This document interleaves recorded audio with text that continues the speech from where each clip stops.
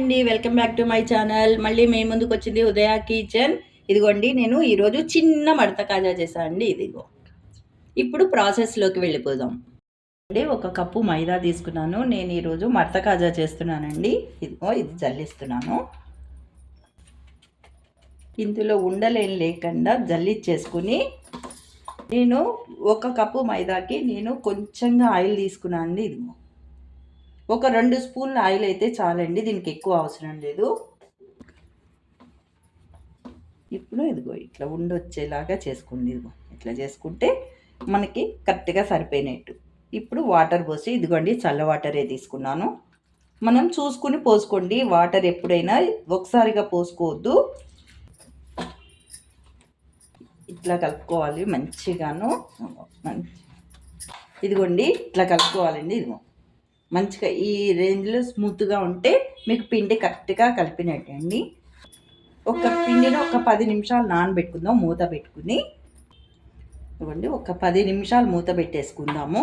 ఎక్కువ 1 కప్పు తీసుకునండి చక్కెర. ఇది పాకం పట్టేసుకుందాం. ముందు మైదాకి 2 కప్పులు షుగర్ తీసుకోవాలి. ఇదిగోండి ఈ రకంగా నేను పాకము కొంచెము లడ్డు కన్నా కొంచెంగా చిక్కగా తీసుకోండి. ఇదిగో పక్కకు పెట్టేసుకుందామండి. ఇప్పుడు మనము ఇదిగోండి తీసాను.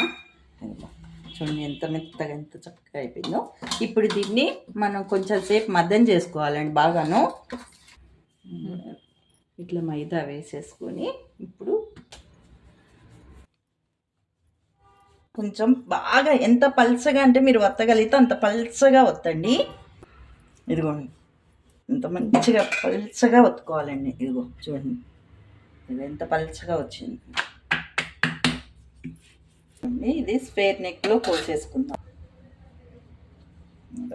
ఇది 4 వైపులా మంచిగా తీసేసుకొని బాగా టైట్గా చుట్టుకోవాలండి.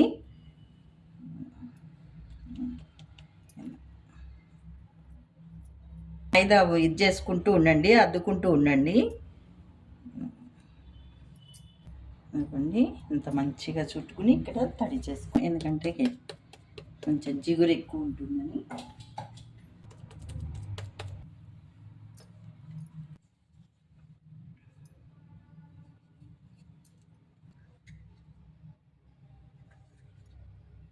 మరి వెడల్పుగా వద్దు, చిన్నగా కట్ చేసుకోండి.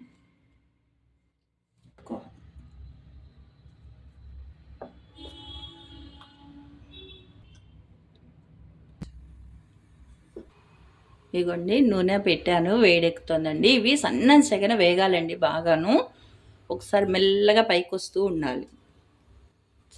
ఇట్లా నూనె కదిలిస్తూ ఉంటే అవే లేస్తూ ఉంటాయి మెల్లగాను.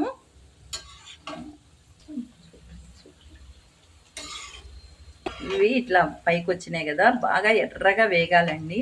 సన్న సెగన పెట్టి మంచిగా కలర్ వచ్చేదాకా మంచి కలర్ రావాలండి. ఇవి కలర్ రావాలండి, గోల్డెన్ కలర్లో రావాలి. ఇక వేసేసేయాలండి. ఇవి ఇదిగో పాకంగా వేసేసి, ఇవి ఎక్కువసేపు ఉండక్కర్లేదండి. ఇవి ఓన్లీ 10 సెకండ్స్ చాలండి. ఇవి ఎక్కువసేపు ఉంచొద్దు, మళ్ళీ మెత్తగా అయిపోతాయి. నేను తీస్తాను నా మడత కాజా. ఇదిగోండి జ్యూసీగా ఉన్నాయి. ఇదిగో మంచిగా వచ్చినాయండి, చాలా బాగా వచ్చాయి. ఇదిగో చూసుకోండి చాలా బాగా వచ్చాయి. మీరు కూడా తప్పకుండా తయారు చేసి ఎలా ఉందో నాకు కామెంట్ చేయండి. కానీ టేస్ట్ అయితే మాత్రం చాలా సూపర్ అంటే సూపర్ వచ్చినాయండి. కానీ నేను చిన్నవి చేశానండి, ఎందుకంటే నాకు ఇక్కడ ఒత్తుకోవడానికి చోటు తక్కువ ఉన్నది. అందుకోసమని చాలా చిన్నగా చేశాను. ఇదిగోండి ఎన్ని మడతలు అంటే అన్ని మడతలు వచ్చాయండి దీనిలో కూడాను, ఈ చిన్న వాటిలో కూడాను. మీరు కూడా తప్పకుండా ట్రై చేయండి, ఎలా కుదిరినాయో నాకు కామెంట్ చేయండి. కానీ ఇందులో బేకింగ్ సోడా కానీ ఇవి కానీ ఏమీ వేసుకోవద్దండి, ఓన్లీ ఆయిల్ ఒక్కటే వేసుకోండి. కానీ చాలా అంటే చాలా టేస్ట్గా వస్తాయి, మడతలు కూడా చాలా బాగా వస్తాయి. మీరు తప్పకుండా ట్రై చేయండి. ఓకేనా? ఓకే అండి, బాయ్.